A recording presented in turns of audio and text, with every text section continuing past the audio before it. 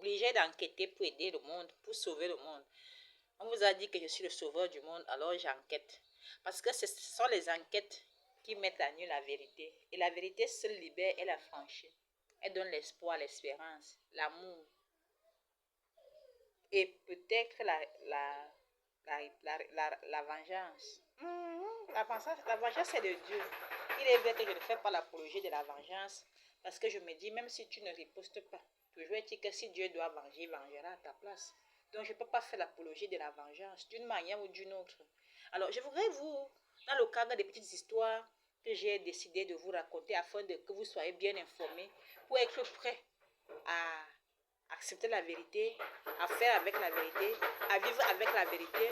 Je voudrais vous raconter une histoire qui est une enquête qui s'est faite, qui peut se réaliser jusqu'à présent. Dans mon village natal, presque tout le monde avait découvert que j'étais Jésus à la seconde venue. Tout le monde a eu à me le dire d'une manière ou d'une autre. Tout le monde était ancré dans le jeu de la découverte du nouveau Seigneur. Tout le monde. Je dis bien tout le monde. Et parfois, quand bien même tout le monde ne parlait pas, nous nous retrouvions parfois dans une salle, dans une cuisine, et on en parlait. Il y en a qui révélaient la pensée divine au milieu de nous. Ça veut dire que tout le monde en a entendu parler. Tout le monde en a entendu parler. Et j'ai remarqué surtout ceux qui ont eu le privilège de me dire assez souvent, Seigneur, je n'ai, Seigneur, je n'ai, Seigneur, je n'ai, Seigneur, je n'ai, Seigneur, je n'ai le matin, Seigneur, je n'ai à midi, Seigneur, je n'ai le soir. Je les ai particulièrement remarqués, je les ai particulièrement appréciés. Aimés même, parce que pour moi, c'était des vedettes, c'était comment dirais-je. Après cela, naïvement, moi j'ai conclu que tout était clair. Dieu avait pris soin de dévoiler solennellement que c'était moi le sauveur qu'on attendait. J'avais la paix intérieure. Je me disais que dans mon équipe, il y a déjà des gens. Curieusement, d'abord, je m'étais rendu compte qu'au village, il y avait une fête un peu plus bas.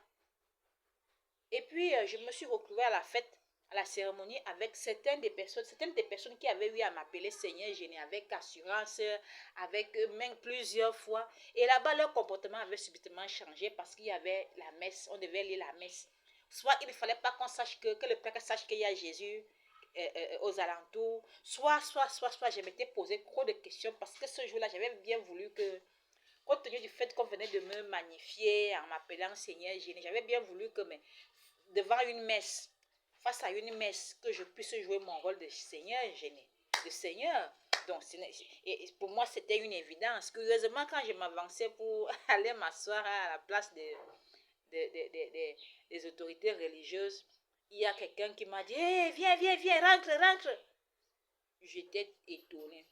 Ce sont des histoires réelles, vérifiables, puisqu'il y a des témoins. Je n'ai plus compris que cette même personne qui m'a dit Seigneur, ce soit elle qui me dise, reviens, rentre, ne pars pas là-bas. Ah! Seigneur Jésus, tu es au milieu tu es à la place de la messe, tu ne joues aucun rôle. Tu n'es pas assise à une bonne place. Où va le monde? Après ça, on s'est retrouvé à Facebook. À Facebook, je suis entrée dans le forum de mon village.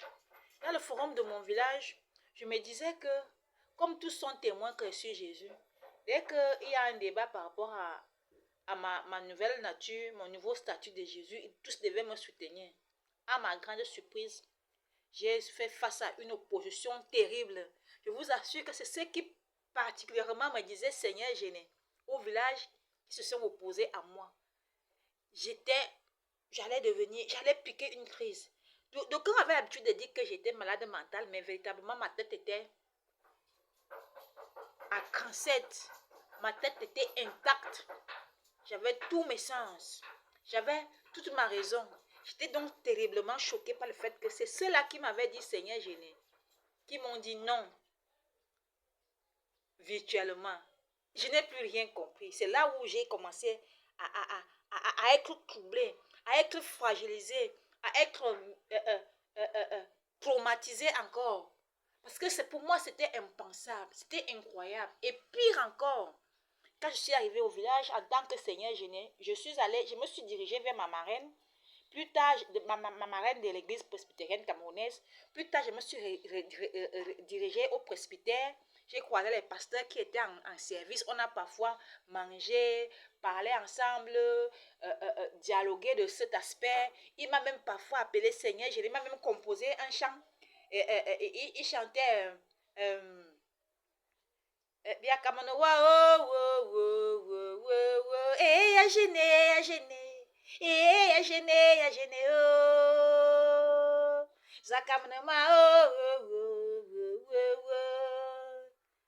il a composé un chant pour moi, il a encore composé un autre chant pour moi, le pasteur qui était dans mon village à l'avènement.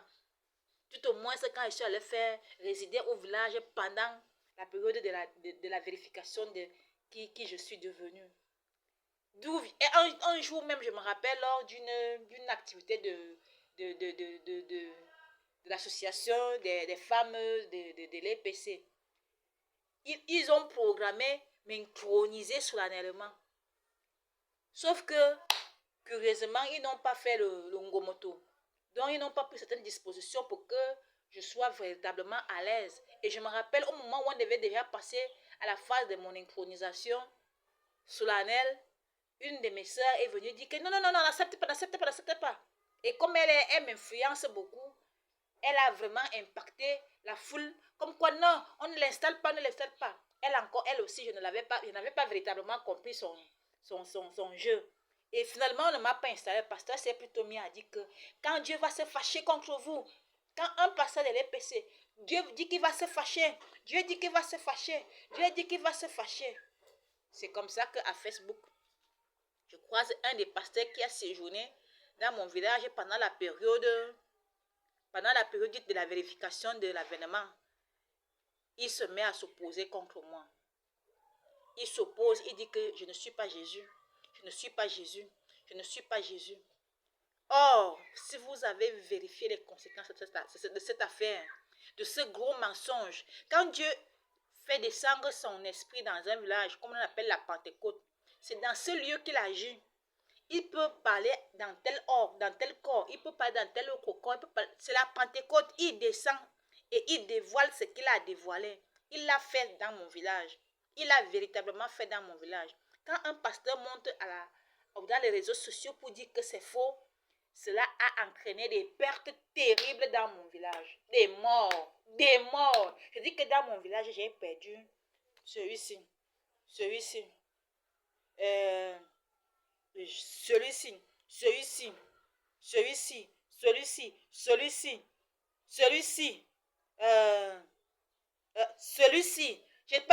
vais compter qui et laisser qui. J'ai pensé à une là. Je vous assure, calmons-nous. Parce que quand je pense à elle, on appelle ça la vengeance. Je ne sais pas si le menteur doit être. Je ne crois pas, mais je remets à mon père. Je remets à mon père parce que je viens de penser à une qui est morte à cause du fait qu'on mentait sur moi. Ça va, je ne parle pas pour le moment.